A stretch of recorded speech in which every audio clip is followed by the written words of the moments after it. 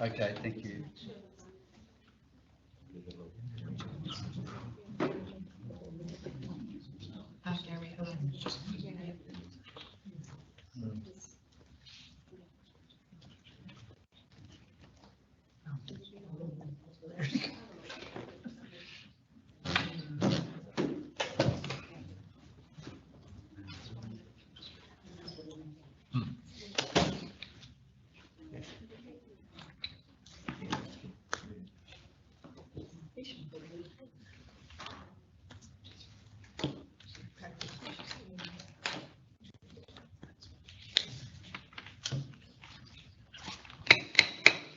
Good morning, everyone. Welcome to the Tablelands Regional Council Ordinary Council meeting for January. Can I just remind everyone to have their devices either on silent or completely turned off. Do we have apologies? No apologies, thank you. Can I ask everyone to stand, please? I'd like to acknowledge the traditional owners of the land that we meet on today and pay respect to elders past, present and emerging. We'll now please observe a minute's silence as a mark of respect for the members of our community who have recently passed. We wish their family and friends peace and comfort during this challenging time.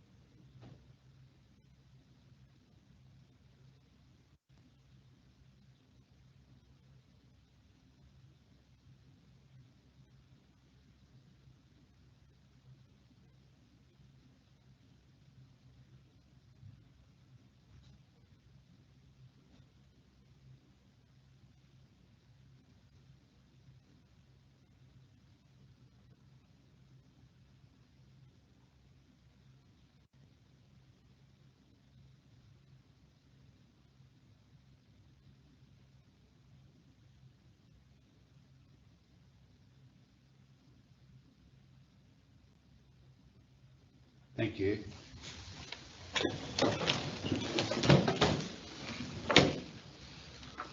Item number 6.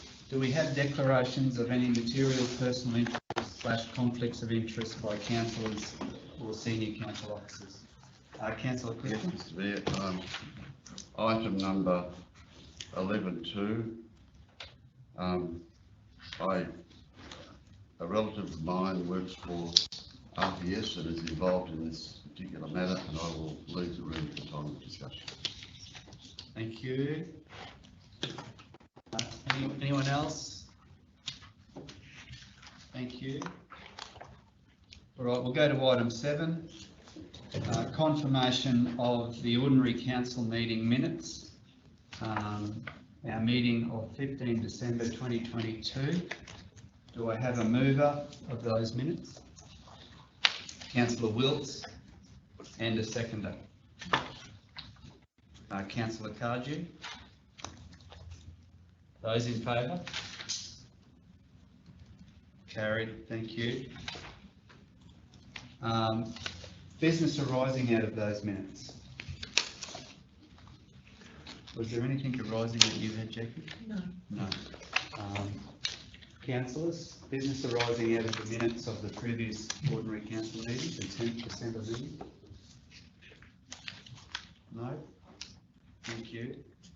Okay, councillors, we'll go on and we'll go to the minutes of our planning committee meeting of Thursday, 12 January 2023.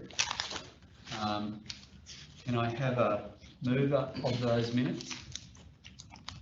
Councillor Hodge is moving those. And a second. Councillor Wilkes is seconding. Those in favour? Carried.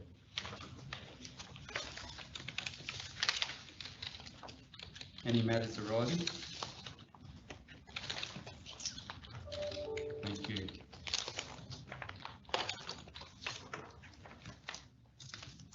councillors, we'll move on to item 11.1. Energia Property Holdings Proprietary Limited, material change of use for shop and shopping centre, lot 5, 70 Greek Street, Ravensthorpe. Do I have a mover of the officer's recommendation? Councillor Hayden. And a seconder. Councillor Cardew. Councillor Hayden. Okay, I believe the key issue of this proposed development with on-site car parking requirements and potential land contamination have been addressed, fully conditioned accordingly. It's my understanding that the easement is an access and maintenance easement servicing the lots containing St. Vinny's de Paul, and with no change to the terms of this easement means Vinny's staff, visitors and deliveries are still permitted to use this as their lawful access. The developer is to seal the entirety of parking use, including the access easement area, which will ensure dirt and mud cease being driven out onto Greek Street. Line marking will provide more parking spaces than currently exists, especially since the school bus picks up and drops off the school students each weekday, which leaves minimal parking in the area. So, I'm fully supportive. Thanks, Councillor Hayden. Councillors? Councillor Filney? Through the chair, mine's more of just a comment. I think it's pleasing to see that the applicant has the confidence in the local community and the greater Tablelands region to invest the way he has. I think it's a great outcome. Councillor Hodge? Yes, just two things. I'd just like, if I could ask the Executive Manager of Development Services. I keep getting that. Just a couple of things. First of all, thanks for giving me a lesson on the infrastructure charges. Planning, thank you very much. If you'd just like to explain that, we spoke yesterday. So through the chair, there was some confusion in regards to the area defined in the infrastructure charges. And after I left the discussion yesterday, I realised the question that was being asked, and that is there's actually two charges that apply. One is an area for stormwater, which is over the entire impervious area of the site, so anything that's sealed, and that's the 3,000 square metres in the second line there. And then there's a separate charge, which is based on the gross floor area or the GFA of the actual building. And that's for all of your other areas, so sewer, water, park, traffic. So you add the two calculations for infrastructure charges, but you don't actually add the two floor areas because the 1,000 square metres that is included in both calculations. So that answers the question about why it appeared that there was 4,000 square metres being charged for a less than 4,000 square metre site. Very good. Thank you. So thanks for that. And the other one is, could you just explain on page 22 where it says the planning discussion, define use in car parking, how the application was changed? Certainly. So there are different car parking rates in the planning scheme which is not uncommon for a shop and a shopping centre. Initially, the applicant applied for a shopping centre because the car parking rate in the scheme is lower. And the proposed car parking didn't strictly comply with the parking rate for a shop. Concerns were raised from a member of the community about whether that was the correct definition. Ultimately, it is the applicant's decision as to whether the use that they apply for is adequate for their purpose. However, in this case, probably out of an abundance of caution, the applicant has amended the application slightly to include two additional shops that front the street frontage. So you'll see in the plan there's one large shop, which is intended to be for a convenience store, and then two smaller tenancies which also front the road frontage. That is to demonstrate that the use meets the definition of shopping centre, but notwithstanding, they've also applied for the definition of shop. And when officers have assessed it, what we have looked at is the supporting information that came with the application about what is the realistic number of car parks needed to service that development, and we consider that to be accurate. So that's the reason that both uses are in there. Realistically, it could probably be interchangeable. Thank you. Councillors, any further questions on this one? Okay, we have a mover and seconder. Those in favour of the officer's recommendation? Carried, thank you.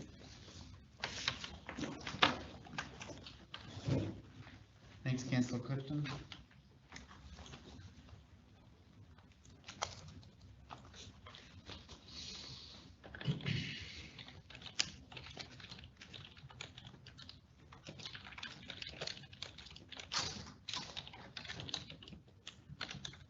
Item 11.2, White Enterprises Proprietary Limited, road name request.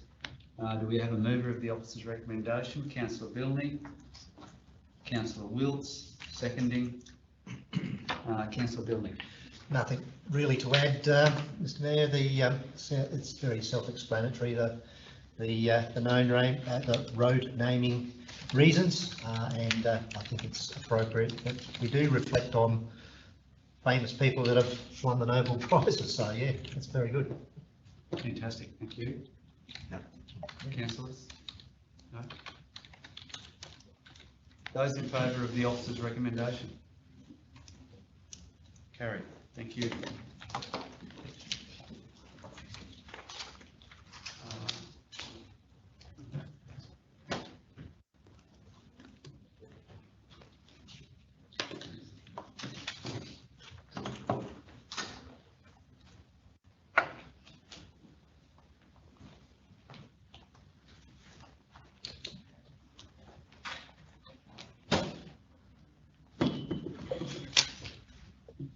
Uh, 11.3, Agricultural Advisory Committee. Do I have a member of the officer's recommendation?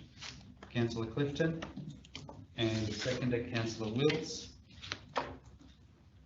Councillor Clifton. Thanks, Mr Mayor. The Agricultural Advisory Committee has now had 2 meetings and is making a tentative but so far successful start in creating relationships and beginning to understand some of the problems facing agriculture. The next meeting is scheduled for the 17th of February. It was to be the 20th of January, but the personnel who were going to address the meeting were not available, so it's coming along well, and I commend the report to councillors. Thank you. Councillors, any further commentary? Councillor Cardew? Yeah, thanks, Mayor. I just want to echo what Councillor Clifton said. The committee is coming along and pretty good. There's some positive feedback from members of the committee, and I think if we can make it work, it'll be a great asset for us and a good conduit to our agricultural community. Thank you. Final call, councillors. Okay, those in favour of the officer's recommendation? Carried, thank you. 11.4, adoption of exercise shakeout recommendations. Do we have a mover for 11.4? Councillor Wilts and Councillor Hodge. Councillor Wilts. Yeah, these are matters obviously relating to disaster management, and the value of and the necessity for disaster management, especially in our current environment, is extremely important.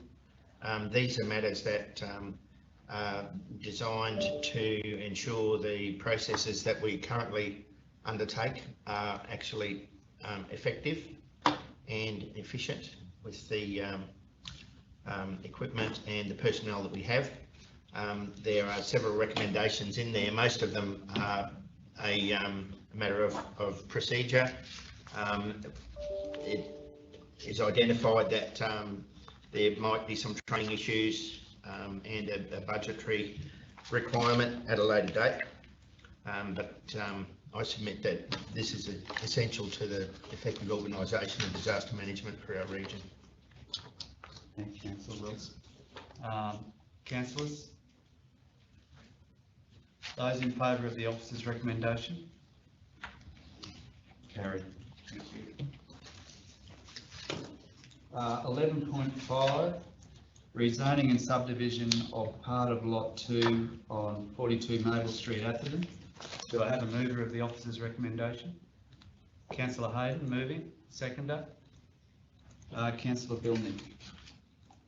Councillor Hayden, So I acknowledge and thank the CEO for this report, but since I raised the issue a few months ago, can the CEO speak to this report just for the benefit of the audience? In a brief. Briefly? Thanks, Councillor Hayden. Through the chair, I'm happy to provide some commentary. This application is an application made by council to itself to rezone and subdivide an area of land that forms part of this precinct that we're currently sitting in. That land is identified for a medical facility. Council has had, in the past year to 18 months since I've been here, some discussions with one potential proponent. I don't want to go too far into that. There's commercial and confidence elements to that. During those conversations, it became evident that one of the barriers to successfully securing a facility for Atherton would be a protracted rezoning and subdivision process. So the decision was taken, in my recollection, in consultation with council, though not through a public forum such as this, to progress that rezoning and subdivision, give council the best possible chance of securing that should funding become available through the private sector. I really don't have anything beyond that to add. I submit there were some other questions forwarded to me overnight, Councillor Clifton, which you might want to ask now, just in relation to whether it's a properly made application. I contend it is, but happy to provide further written advice about how I've reached that view and what delegations I contend apply. No, thank you. But as I explained in my correspondence to you, Mr. CEO, that I was not going to raise the matter.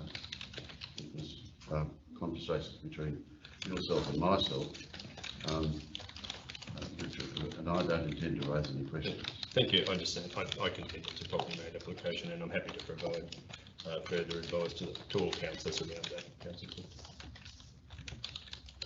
any more questions on this one, councillors? Yeah, it's probably one for a future workshop. The staff sent me the application yesterday, so I went through the application. I'm just a little bit concerned about the zoning going forward. Whether we should consider, I think the zoning for the NCU was about the health precinct or something like that.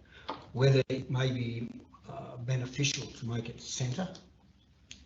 So when things do come along, the centre zone, I'd have to go to our manager, but the centre zone really allows lots and lots of development just code accessible and not have to go through impact. But all depends on the size, of course. But so just for a future workshop, that's all.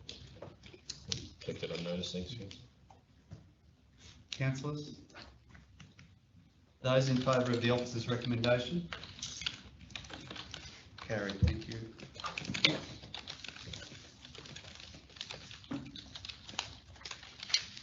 .1, construction of driveways and crossovers, access from council control roads into private property. Do I have a mover of the officer's recommendation? Yeah.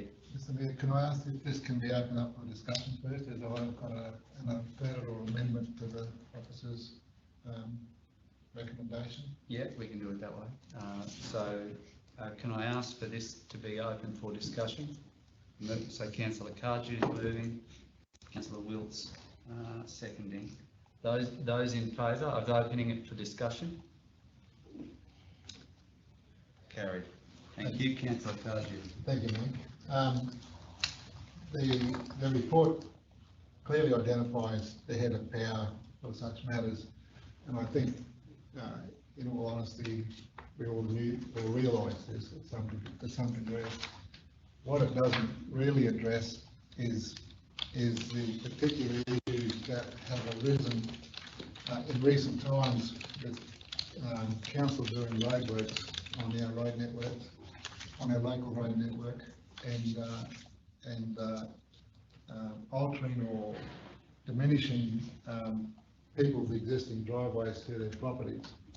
So what I'm proposing to do is add a section to the, or amended section to the officer's recommendation that council develop a policy for driveway crossovers and access from council-controlled roads where works have been undertaken by council and these works have diminished, worsened or adversely affected the existing driveway crossover access to properties to ensure property owners are not disadvantaged due to these works and that the level of the existing access is maintained or improved due to these works.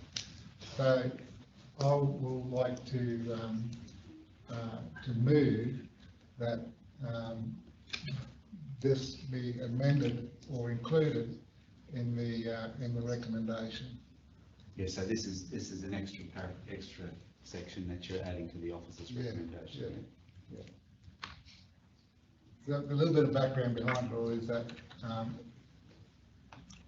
where the council has done resheets or roadworks on local council roads, in some cases, there's been 3 that I can recall, that the works have resulted in people's existing accesses being diminished, and people could not use their access as they normally could use up until when the roadworks were completed or undertaken. So we just need, even though there is a head of power there and there's local laws there that say you need a permit, there's nothing there that gives any comfort to the property owners who have an existing driveway and then it's taken away from them once council goes and does roadworks on that particular road. So I'd like to see a policy put in place where if council does roadworks and takes away driveway access to properties, then council reinstates an adequate access at council's cost. Because we've interfered with it, we've taken the rights of the people who own these properties away, taking their access away. I don't believe that's right. So I'll be looking to put this motion, I'll be looking to have this included so the policy is developed to address these anomalies. Yeah, we go there. Thanks, Councillor Cardew. Councillor Wills? Yes, thanks through the chair. Yeah, I agree that a policy should be in existence. Just a couple of issues that I have with it. Agree that with the last line there, the existing access is maintained. I don't think we should be looking at the improvement. I think that would open up a whole myriad of expense and efforts that would be incurred by council. And any policy that is developed in this regard should reflect that we're not absolving the landowner from any responsibility for maintaining their crossover. After inspecting with a couple of our investigating team out in Tolga the other day, some of the damage that was as a result of the deluge that they had last week, it was fairly evident that some of the landowners were very unimpressed by the way the water was coming off the roadway and felt that council should be more responsible for the damage that was being caused to their crossover. So I think that any policy has to reflect that the landowner has got a responsibility as well. Councillor Cardew? Yeah, thanks, Councillor Wilkes. Yeah, I appreciate what you're saying, and I don't disagree with that. And the policy needs to be clear, and this is some of the things that need to be spelled out in the policy. With regards to the wording of the last sentence there, when you're doing works on roads or whatever, if you're working on existing infrastructure or existing whatever, and you're doing new works, sometimes, and you don't want to diminish in this particular case, the existing crossover. If you have to do something, it may improve. It may have to do something that will improve that crossover. So all I'm saying is that it's maintained at the existing level, and if we have to do something, that will automatically improve that access. So I think it needs to stay there. Councillor Hayden. So through the chair, I'm a bit with councillor Wills. To improve, does that include putting pipes under some of these crossovers that do not have them at the moment? And that's a big expense, quite frankly. I can understand the gravel driveway being level, council doing a resheet that maybe brings the road up a couple of, don't know how high it's going to be, and it's difficult in the driveway. But are we going to be buying pipes? Because technically every other person has to do their crossover into their properties at their expense. So I can understand putting the existing crossover back over, but not to improve it at the expense of pipes, things like that. I'm So sort of a Councillor bit- Card, thanks Councillor Hayden. Councillor Cardew, if we took out or improved, would that be okay? Yeah, I'm happy to So say that, if we diminish their crossover during the improvement to the road, we reinstate it basically to, equivalent to what it was, Standard. equivalent to what they had at least, rather than say have the improved component, because that opens up a whole world. So if you're happy to take out that, it may get through more easily. Yep. Happy to do that. Councillors, Councillor Clifton? The only other thing I was going to say, Mr Mayor, is that, councillors, we're not talking about being conclusive at this stage. We're talking about at a later time developing a policy which will then subsequently be passed by council. It leaves, I believe, even with taken out and improved, there's plenty of room for us to decide exactly what we want to do when we formulate the policy. Yeah, just one thing is, yeah, I agree with it, what everyone said, but what I'd like to do is, in the process of developing that policy, I'd like to go out and have some examples of what we're really talking about, and examples of, if a road was, increased this high, what the circumstances would be. So, instead of doing it on a desktop, I'd like to see some examples of it. I mean, for me in my division, I don't have that problem. Driving around the city. Yes, but like an example would be, say, I walk it every morning Lawson Street. Now, when we did Lawson Street, we actually gave everyone there an access, right? Because they had cane seat. That's why. I can understand the rural roads, you don't have cane seat, so it's different circumstances. But I'd really like to have some examples of before we actually vote on the policy, so we know exactly what we're talking about. Yeah, but officers can do that and present that to us. Yeah. It's not something that we need officers can do. That's their. That's fine. I mean, I can go out myself and drive and have a look. There's no dramas. So anyway. All right. Do we have a mover of the officer's recommendation that includes Councillor Cardew's print in blue there at the bottom? Councillor Cardew is moving that. Councillor Wilts is seconding. Those in favour of the officer's recommendation with the added amendment? Thank you. Carried.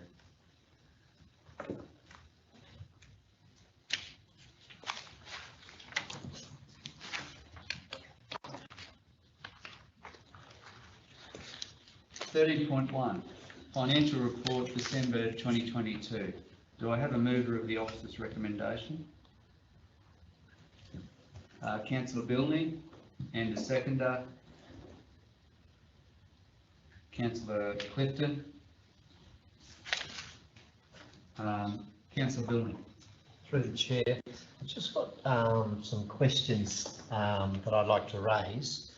And it's gone through the payments to external sources.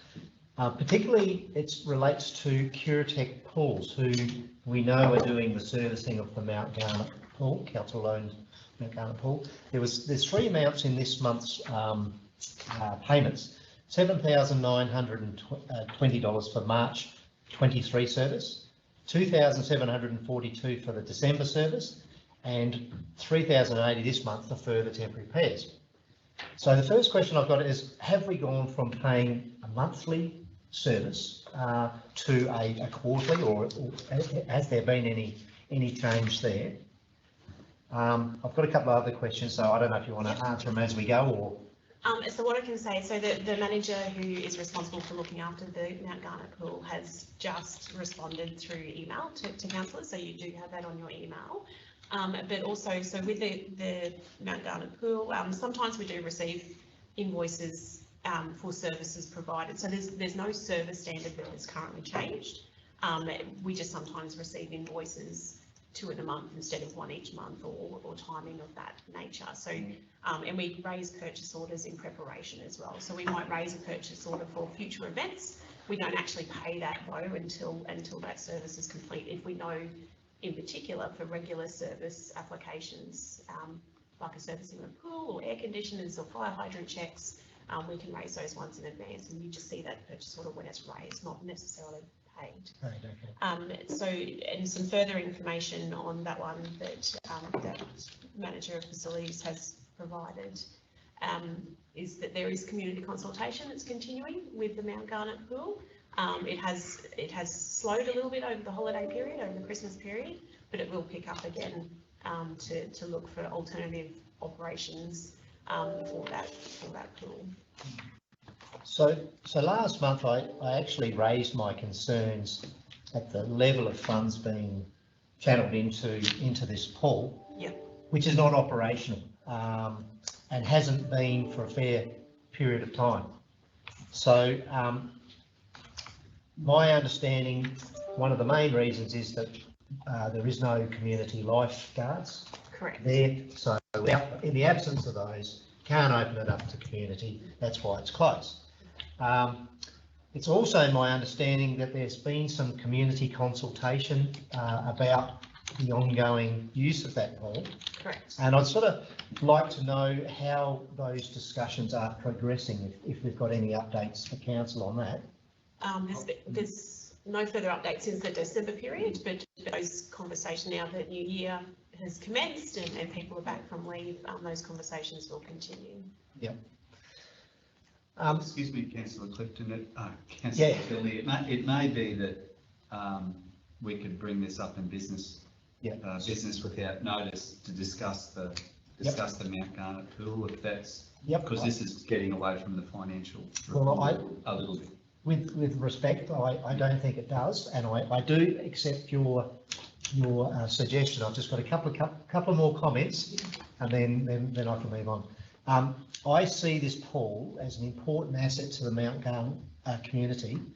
There's 38 grand proposed in this year's budget for a skimmer box, and potentially a further $450,000, that is, for future years for the relining of that pool. So my view is that we need to accelerate those discussions as a matter of priority, so that we can define a pathway for reopening of that pool. To achieve this, is it appropriate to seek a report to come to council for options to be considered? Future funding is dependent upon community usage being achieved, in my view. So, yes, I'll come to an end, Mr. Van. Yes, if I can then bring this back up in business without notice, Yep. I appreciate that. Yep, I think that'll work. Yeah, we'll do that. So if I can Very good. Yeah. sorry, Yeah. if I made through, Mr. Mayor. So just a couple of additions. You said it wasn't operational. So while the gates are closed, we don't have somebody to supervise who's suitably qualified to do that for the pool. Yep. We do have to continue to maintain and operate the pool technically. So it still needs to be running as such. So there are still expenses, even though the gates are closed, we still need to maintain that pool. So those expenses do continue regardless of the status of whether the gate's open or not.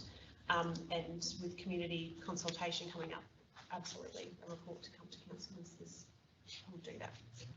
Thanks, Erica. Very good. Councillor Hodge? Yes, I'm just foreshadowing that I will be making an amendment to the officer's recommendation. There is some other questions on asked the manager. That amendment will be number 2. Instead of endorsing the development strategy, the budget development, it will be received and made. I'll speak to that when I go to the meeting.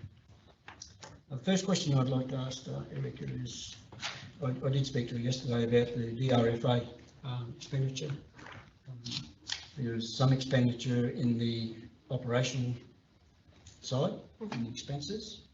And of course, you have the revenue in the current revenue. But as well, we also have then the capital expenditure in the capital report, which you'll see those four things. So I was just trying to make it balanced, but there is timing issues. But basically, I think you said to me, I'll let you answer it, the difference between the operating one and the capital. So those particular works you're talking about is supported, so their damage has happened to our infrastructure as a result of Cyclone Imogen for this particular line. There might be some future ones for a different event moving forward, but after Cyclone Imogen, we had some damage to infrastructure. Once we go out and assess what's happened and what repair works are required, we then seek approval through DRFA to continue those works and get some funding for those repairs.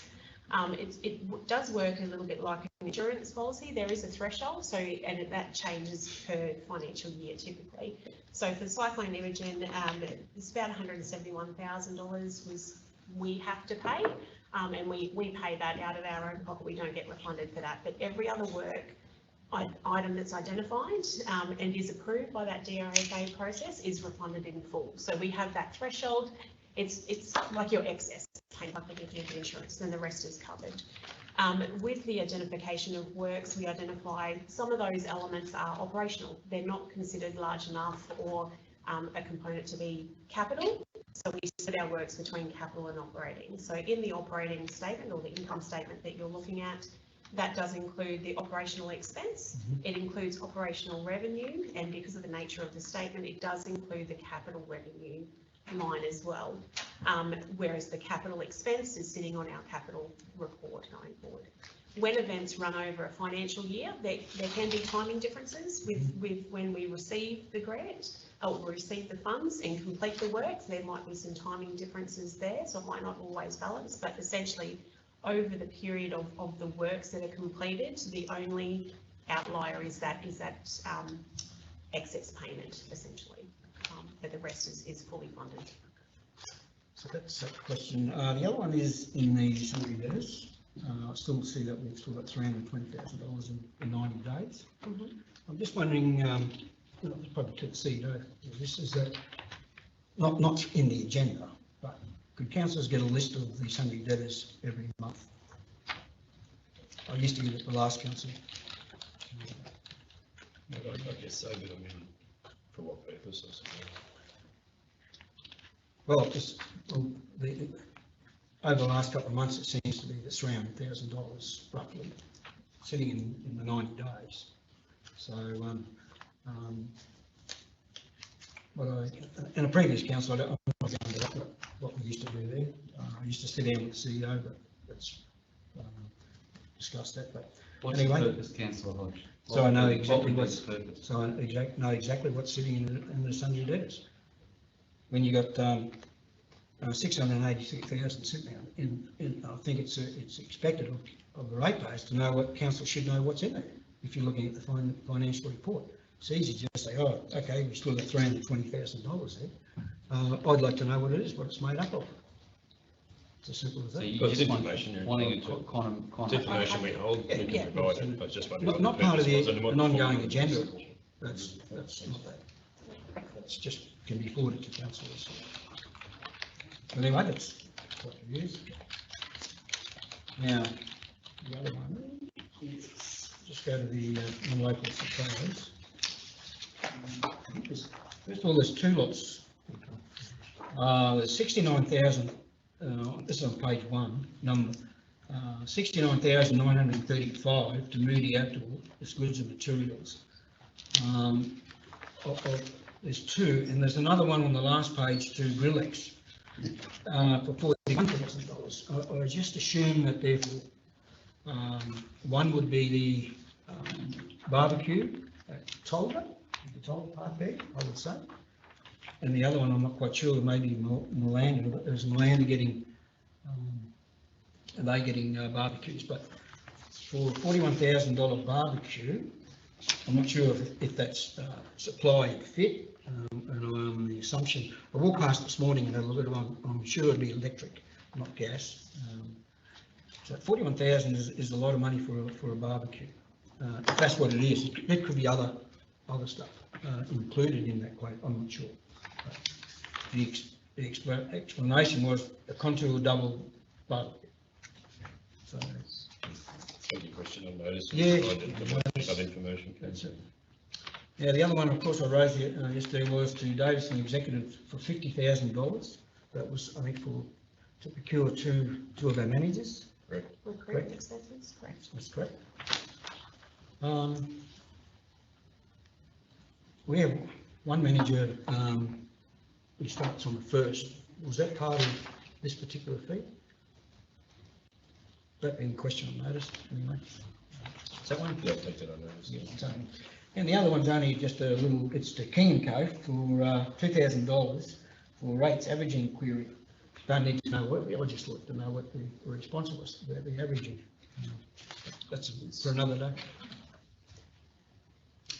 So, There's a very technical consideration around the averaging provisions, and when we use the averaging number and when we add A plus B and divide it by 2, if you're averaging over 2 years, a particular circumstance arose where we were required to examine that matter. We had some differing views internally, and we decided that we would get definitive advice from King & Company about that matter.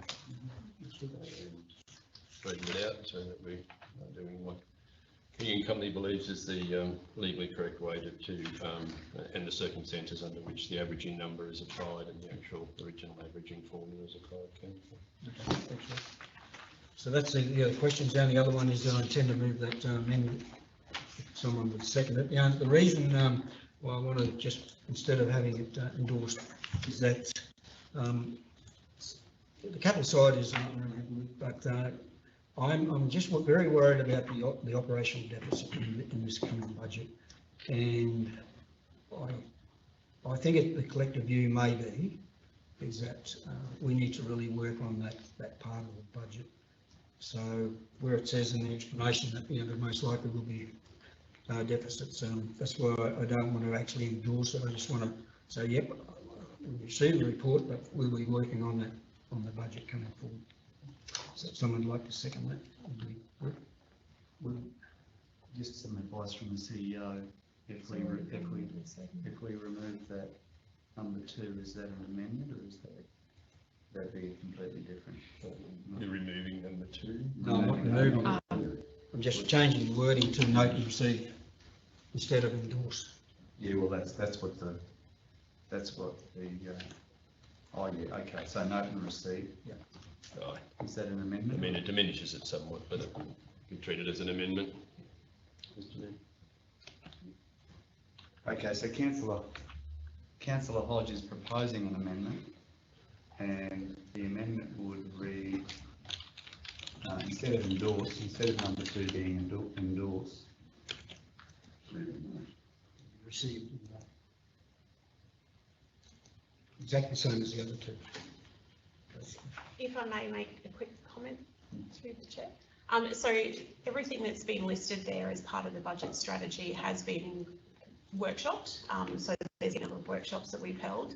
And at that point, I went through the room to make sure that what was included in this strategy was what the majority of the room had endorsed, essentially. So I just wanted to make that point. It's not something that I've made up.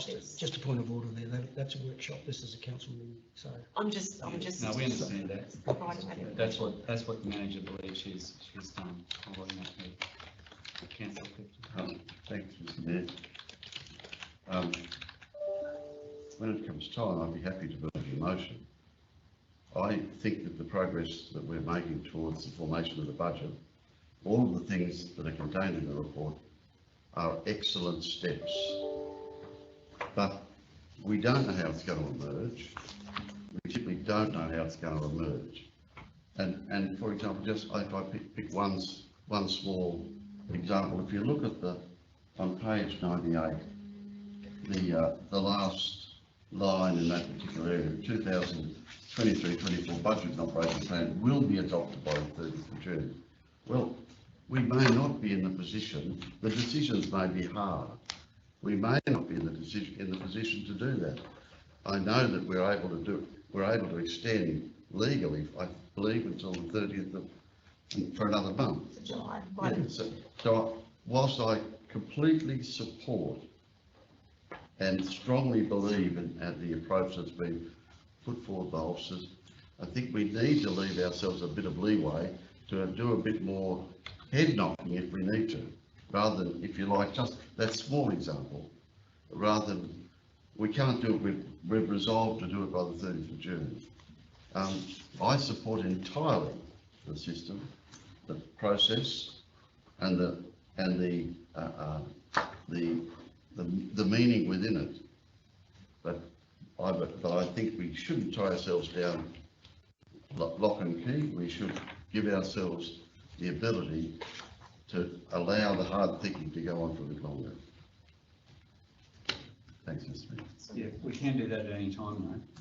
If Mr. Mayor, if we have a resolution which says it must be passed by the 30th of June, we have a resolution called, so we have to go to another council meeting and extend it. If we're in the business of doing it properly, Mr. Mayor.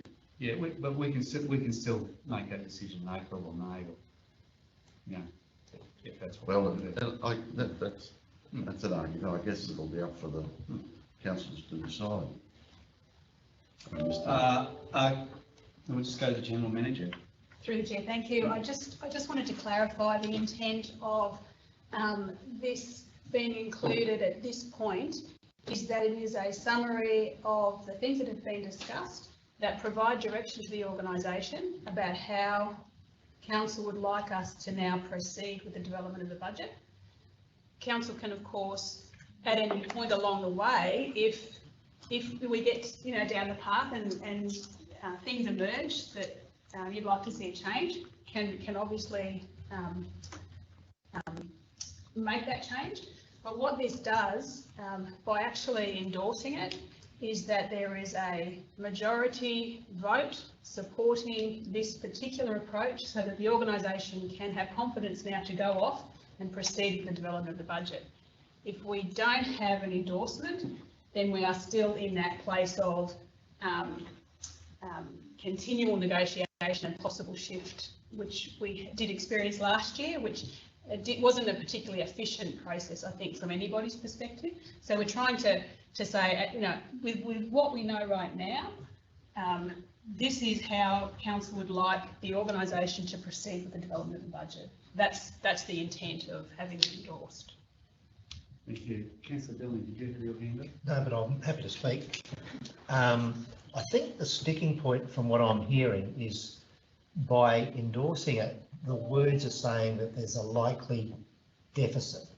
That's the sticking point. I don't think councillors are keen to endorse something that says there's a likely deficit, rather than, we are still working through what that end figure looks like. So, yeah, I think that's. Am I right in saying that? Yeah. So That's another point. Councillor Cardew? Yeah, thanks, Mayor. Just getting off that subject for a minute, I've got a question from the Finance Manager in relation to the report. I noticed in the local spend graph, we're back at 44% local spend. Is there any clear direction from your point of view why we dropped back to 44% in our local spend? There are a lot of contracts and things underway, but I'll need to investigate exactly what's happening. I would suggest it's just the amount of purchases, particularly related to capital, things like the barbecue that was spoken about earlier that's not available locally, but I'll investigate and come back to you. Yeah, there's one that, and this is just one example, I haven't been through the purchase order list extensively, but there's just one example that just popped out, was that there was some tree clearing done up for the Ravensday water supply upgrade, and it was done from firms from just wondering, those sorts of things, why are we getting people outside our local area to clear some trees? And pretty sure we can find someone here to do that sort of thing. So those are the sorts of, I'm just using an example. Yep. Those are the sorts of things that we seem to be stepping away again from our local spend local? So if I can answer generally, so I'll look into that specific matter, but it's, so local buy is still very much a focus for all of our officers who are doing that procurement process. What we are faced with currently is the ability for local service providers to have the time to deliver the works required. So that's from a service point of view, it is hard to get electricians, it is hard to get tree lockers and those types of things. It is busy across the region.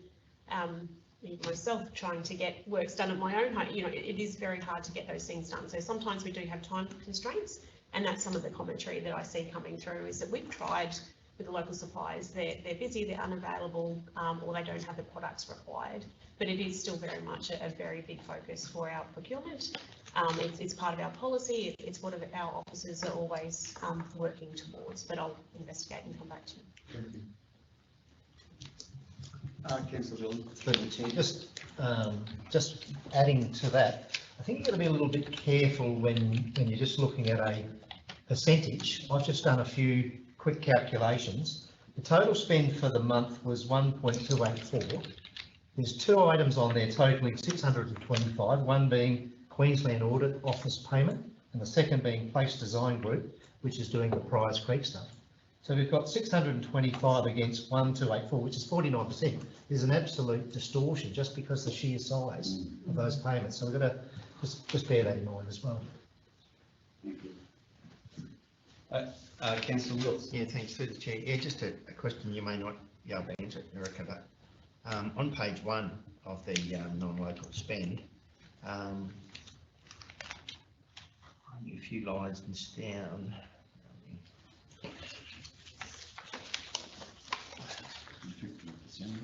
Yeah, 5th of December. Queensland. Yeah, Queensland Air Compression's call out for a technician, $5,000 for a call out fee. So if I may through the chair, and correct me if I'm incorrect, but ESO purchase orders raised, this is not the invoice that we paid. So for example, where we call out somebody, we don't necessarily know what the actual activity is going to be that they need to undertake to fix the issue. They will not be paid $5,000 if they're not actually spending $5,000, depending on what the work is. This is just a purchase order to get them on site. Yeah, thanks, Mark. You have explained that to me before, actually. Thank you. Through the chair. All right, councillors, we'll try and move this one along. We've got an amended motion from Councillor Hodge. So the mover, we had Councillor Bilney was the mover and Councillor Clifton was the seconder. So Councillor Bilney and Councillor Clifton. Excuse me, point of order, I moved the amendment. So that means someone needs to second. We've already heard Is that right? You can still amend it. Yeah. Yeah, but we had a mover and a seconder of the officer's recommendation. You're proposing an amendment, so Someone seconds it. So we Need a second. yeah, do Councillor Bilney and Councillor Clifton have to accept the amendment? No. They don't? No, so we just need a seconder for Councillor Hodge, apologies. So Councillor Hodge has the amendment, removing endorse and changing it with receive and note. Do we have a seconder for the amendment? Councillor Clifton, seconding. All got that, councillors? Okay, those in favour of the amendment? Carried.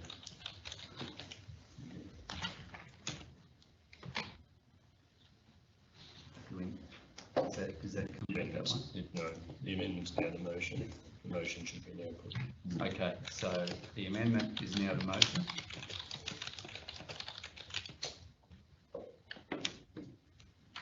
So those in favour of the amended motion?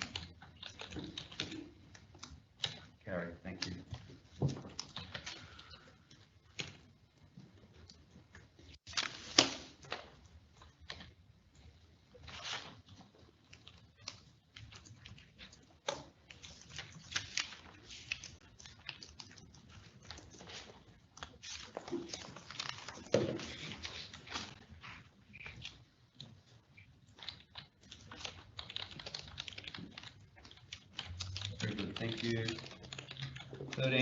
13.2, Audit Risk and Improvement Committee 2022.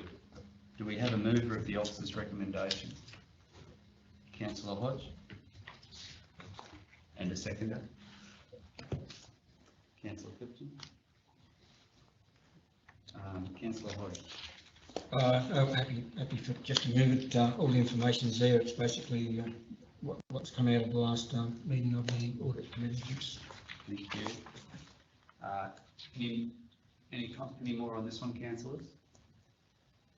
Those in favour? Carried.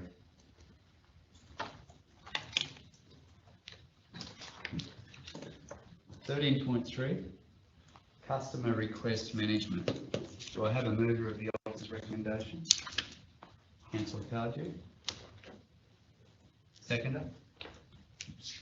Councillor Wilts. Councillor Cardew. Yeah, thanks, Mayor. I've got one question. In our customer request processes, I'm not sure whether it's in here in the report or not. Some time ago, I raised the question about when the customer request is generated, it falls off the radar when somebody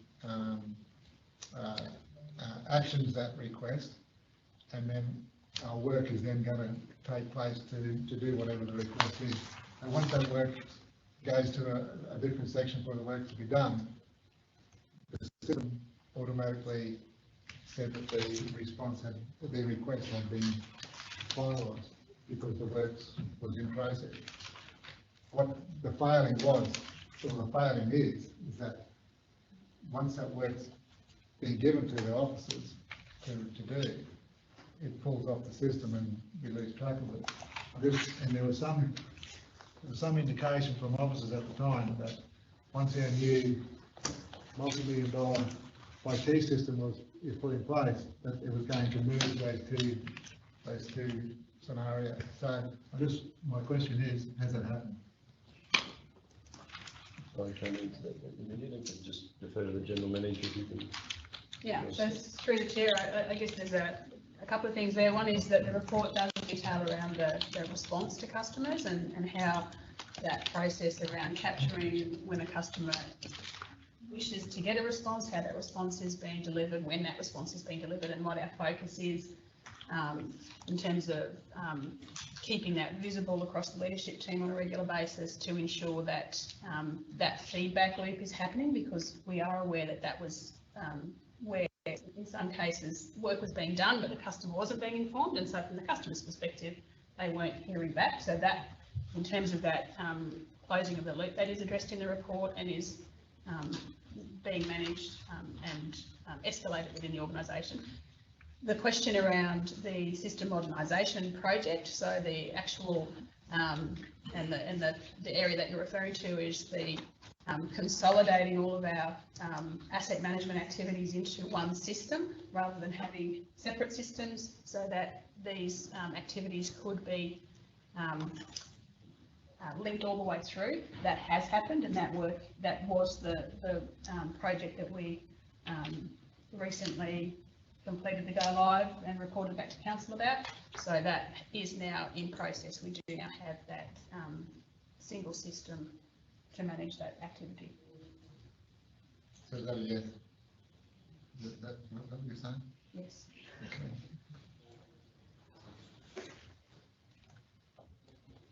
You're right, Councillor Cardew. Thanks. Councillors, any more questions on this one? Councillor Hodge? Just one, Mr. Mayor. I just noticed that the upgrading or coming live will not be this financial year, as it says in the report, but will be 2024. The upgrade of this new system. It says there, improvements including building customer application modules for certain categories, blah blah. This is originally scheduled for this financial year. However, it's being pushed back until 24 until the update software can be released. So that's to do with CRM, yeah. So back to the actual CRM module, and that's the vendor is in the process of rebuilding that. So we don't want to be a guinea pig as part of that process. We want to make sure that they done the work and that it's actually working before we move across to it. So yeah, that's right.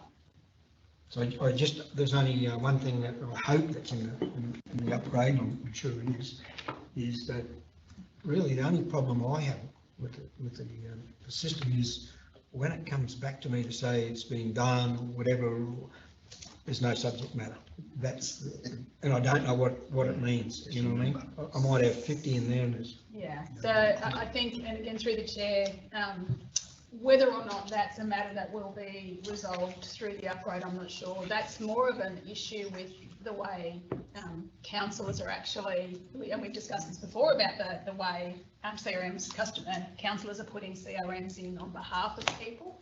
The system is actually designed to be customer centric, and so we might need to look at reporting that we might need to build into the system as part of the upgrade to enable that information to come back to you. An example, well, it's not a customer request, it was the one I just put in was for the end of Railway Lane. I put it in myself as a councillor to say there's a large hole right at the end of Railway Lane where it meets Jack Street. So then I get the normal response, you know, it'll be done in 15 days or whatever it is. Anyway, what happens is when it's fixed, it comes as your request number X has been done and complete. Thank you. But unless I write that number down in a book somewhere, I don't know what the subject is. So it's just, that's my biggest. Yeah, that's the same. That's it. Other than that, everything's fine. Yeah. Councillors? Any more on this one? Those in favour of the officer's recommendation?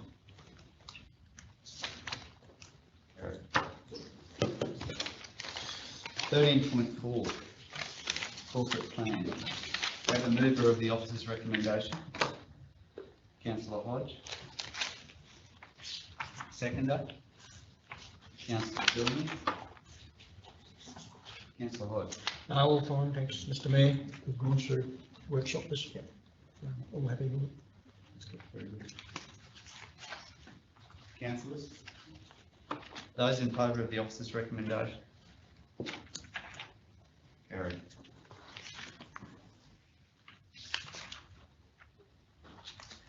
Do we have notices of motion? No. No?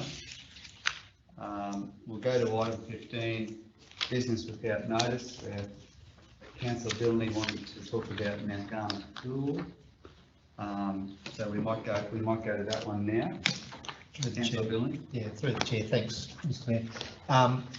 Yeah, just following on from my rant, if you like, in the financial column, I'd like to see or better understand what has the past conversations of officers in the community at Mount Garnet, with a view of trying to define a pathway of getting that pool operational again for community use. I know I'm not privy to what discussions have been had, but I know Land has got an excellent example where there's a shared partnership where community are allowed to use the pool on so many hours, and council does put a small amount towards the operational costs of running that pool. So I think that's a perfect example where we can come to a good result. I'd like to see some sort of report come to council with options for the pool becoming operational for community use. Thanks, Councillor Billney. Anyone else like to talk to that? Councillor Hope? No, probably not before time. Yep. So can we request that a report, that a workshop? Councillor Billney? Workshop or reports, fine. Workshop. Yeah, whatever works. Yeah. The end goal is let's get it up and running. Yeah. For community and also to justify the spend that's going on. Yeah, okay. So I'll take some advice from officers as to the pathway there. I don't think so. Sorry. It sort of cuts across the whole organisation, and I would, through the chair, recommend that a workshop might be a good place to start, so we can talk about council's role in this and you know where our councillors see our role as part of this, because obviously at the moment there's a big reliance on the community to actually be able to resource it. So. Councillor Cogin. Can I suggest some alternate wording, is that a workshop be proposed in the first instance with the view of a report coming to council shortly after to try and get an outcome of what we're going to do.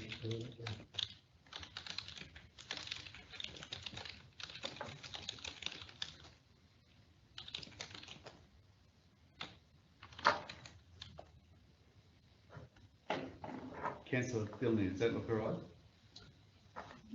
Yeah, yep.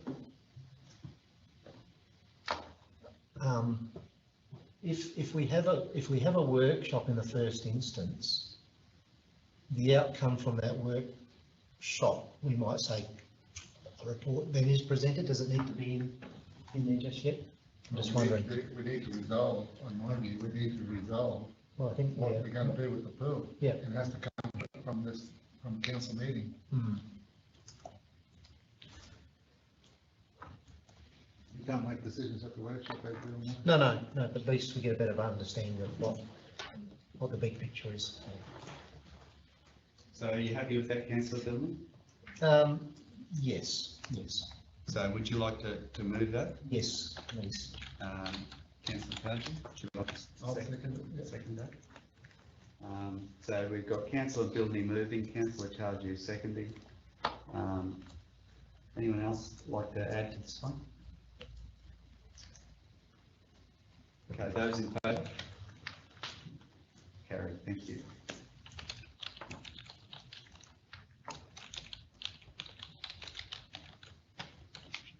And Councillor Cardew, you get the business account note. Yes, indeed, okay. I have two items, Mayor. The first one relates to the property at 193 Picnic Crossing Road. It follows on from item 12.1 in the agenda of driveways and crossovers into property where council work's been done on the roads. Picnic Crossing Road, what I want to do is move that council provide temporary access to the property at 193 Picnic Crossing Road ASAP until such time as a permanent access is installed due to the impact of council roadworks on Picnic Crossing Road, resulting in the existing driveway access being disabled. So, a little bit of background, council went and did a reshed program on Picnic Crossing Road, raised the road level higher than what was there existing, and took out the access to property at 193. Now those works happened in the first week of December last year, and to this day, those people still cannot get in and out of their property without having to drive up along the road verge and find a more level spot to get in and out of their property. So I'd like to move this so that we put some sort of temporary access in there until such time as the driveway access is reinstated. Just a quick one, Mr. Mayor. Is that rule number 193? I just got that off the internet, off the map info. That's the address, the road address. It must be the rule number 193, I'm assuming. That's on the corner of Picnic Crossing Road and the highway.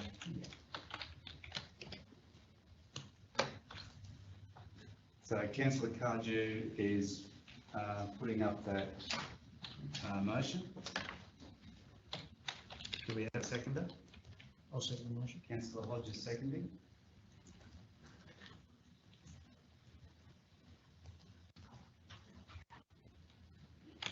Councillor Hayden, sorry.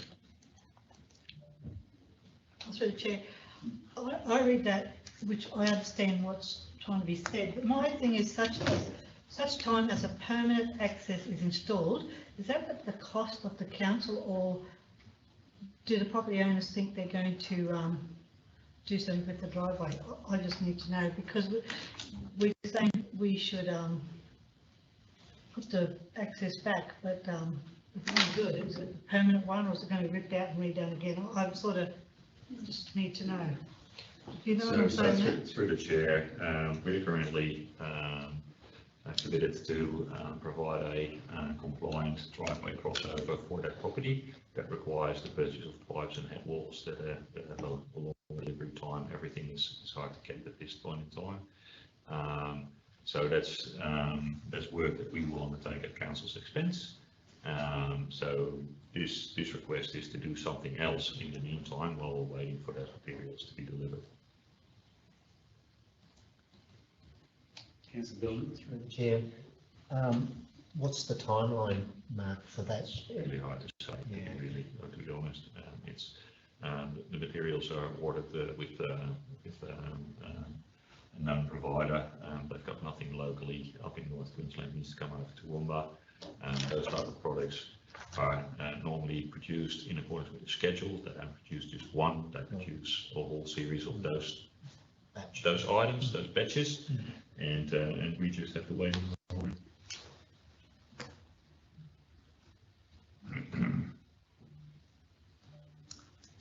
Councillors?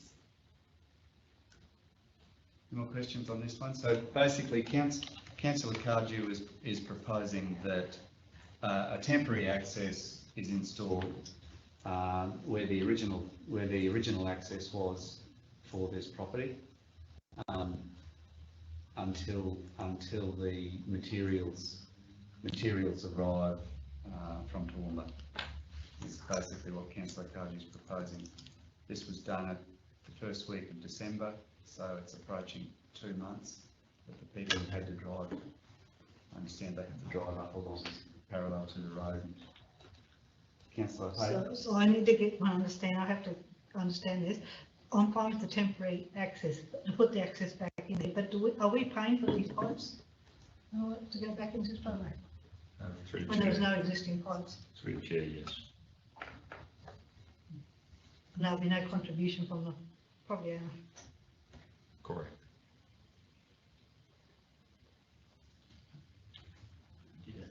Councillor Clifton. Thanks, Mr. Mayor. If I may address it to Mark, we're required to do that. Through the chair. So the report that I provided for this council meeting basically clearly specifies that it's the property owner's responsibility to provide a compliant property access or crossover or driveway, whatever you want to call it. It's their asset, it's at their expense, and council can set standards as to what it needs to comply with. Across the Shire, there's historically a lot of property crossovers that have not necessarily been permitted or comply with our current standards in relation to that. So in those situations, and this has been demonstrated with Pitney Crossing Road, if we then come and reshoot that road, that creates issues. Not in all circumstances, but in this circumstance, the resheeting of the road also required us to basically reform the drain, which meant that basically the drop off from the road into the property is too large for a conventional vehicle to take. My understanding of the resolution policy is that in those circumstances, council will provide a crossover that allows access to those properties at council's expense. And this is notice proposal from Councillor Cardew would be in line with that proposed policy, is my understanding. Just for clarity though, the resolution we just passed talked about one, in the interim, restoring it to where it was previously, and then secondly, creating a policy. Now, you're saying is creating a policy for these sorts of matters, but in the meantime, restoring the driveways to where they were, not improving them, where they were previously. Was there this concrete drainage stuff, revetments and things there previously, or we're going beyond where we? So through the chair, the existing driveway crossover was basically just an earth driveway, no construction, no design, we cannot reinstate it in that same way because the drain would not work. So we now need to create a pipe crossover to actually provide them with access for conventional vehicles, and also to ensure that the drain still works. So we cannot reinstate what was there unless we basically dig out the resheet of the road in that spot and lower the road. So just to clarify and accept responsibility, that the landowner complained about the state of the access. In reaching the view that we should provide a compliant crossover, I was persuaded by the fact that we had not engaged with that landowner before undertaking the works, and we will change our processes. We tend not to have detailed designs and detailed community engagement around our resheet program because 95% of the time wouldn't be necessary. Nothing really changes. We resheet the road and life goes on. That was not the circumstance here. When we cleaned out the drains, we found this. There were two crossovers to the property, or two properties. I'm not sure if they're in common ownership, but there's two crossovers that were affected, and the properties could no longer be accessed, and we provided no advance warning of that possible circumstance. So elected in the interests of containing any sort of arguments around it, if you like, understanding the General Manager's provided detail around the legal obligations. This is more of a customer service obligation, as we had not undertaken prior engagement in relation to potential impacts on those crossings. I think going forward, where it can be reinstated, but we also need to be mindful, and we'll apply our minds to the content of the policy when the policy is being developed, that not in all circumstances will we be able to provide suitable access where no, by reinstating the driveway in its existing form, particularly where it's just an earth crossover. All of that said, it has serviced the property for a number of years. I think the current owners were recently new, is it? That's my understanding. Yeah. And may not have been aware of our works requiring them to meet a significant expense and to continue to access their property. So that's the background of it. Councillor Dillon. Through the chair, it's just a statement. It's a bit of a conundrum. We do works to improve the road and drainage and stuff like that. Which, if we don't do that, then we'll get complaints about the road surface. So it's a tough one, but I accept access is still required. Going forward, where we're satisfied that we're going to have an impact, we will seek to engage at an early point with the affected property owners and alert them to a potential upcoming expense in relation to reinstating accesses after the works are complete. As I said, with resheet programs, arguably would be overkill to do that in every circumstance. We do a lot of it, particularly at the moment. We're doing flood damage as well. There's a lot of, sure, if you drive around, you'll notice a lot of accesses that are not really accesses, and people driving through water when it's raining and all of those circumstances. But this is where we found ourselves, and that's the decision that I took in this instance.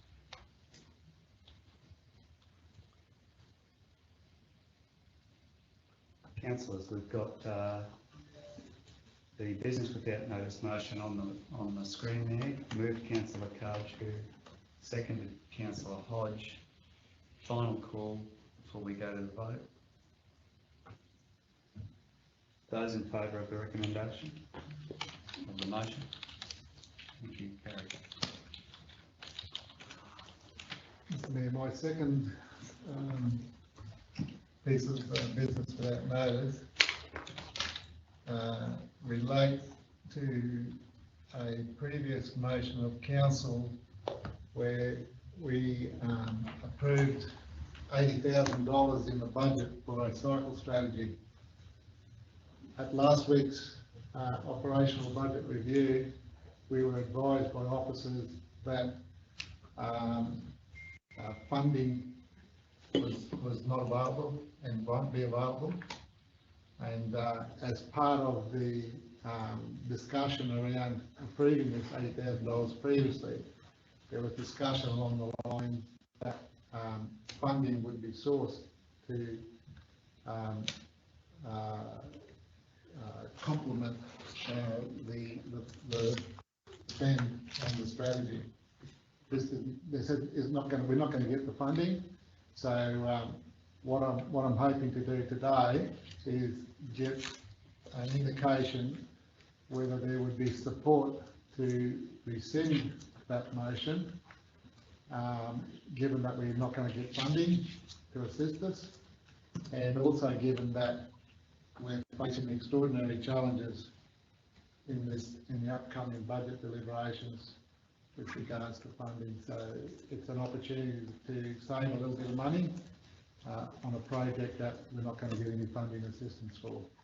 So all I want to do is try and gauge whether there's any support to rescind the motion. If there is, then I'll bring a proposed motion back for the next meeting. If there's not, I'll leave it alone. Councillors?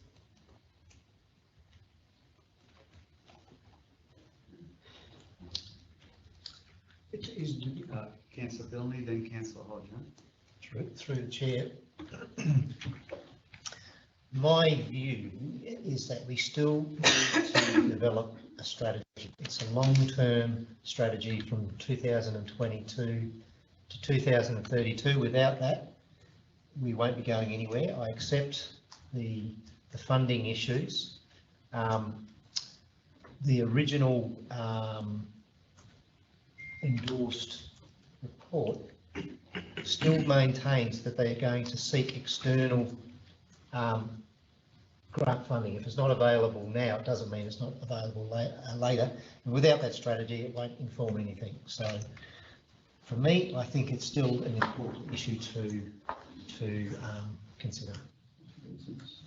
Potentially not for me to raise questions of order, but we're kind of debating a notice of motion that can't actually be lawfully considered today, and it might be more appropriate. And I do understand what Councillor Covey is saying, and he has alerted me to that, but I think too much discussion of the matter is really not at all consistent with the standing orders.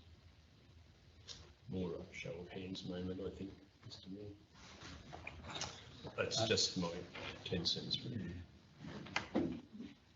Just a show of hands whether there's enough. Well, I think, Mr. Mayor, when Councillor Cardew proposes his rescission motion, should he do so, is when Council will be informed with all of the proper information. I'm able to make a decision to discuss it now is to basically circumvent the standing orders, and I'm pointing out that we're in a technical circumventing the standing order. And the local government regulation, by the way. We're having too detailed a discussion. Councillor Clifton. Mr. Mayor, I would support this this matter being brought forward to the next council agenda.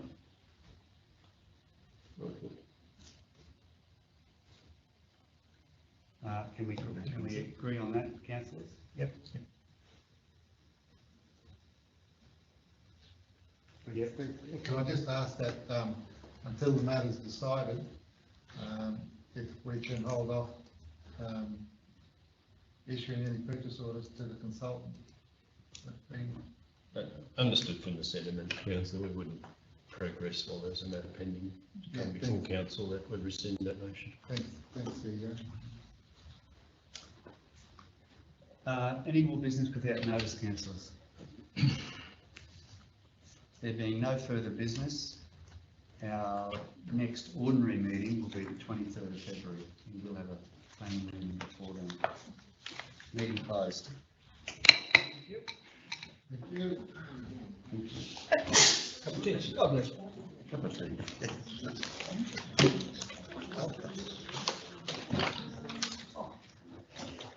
Congratulations, man. Twice.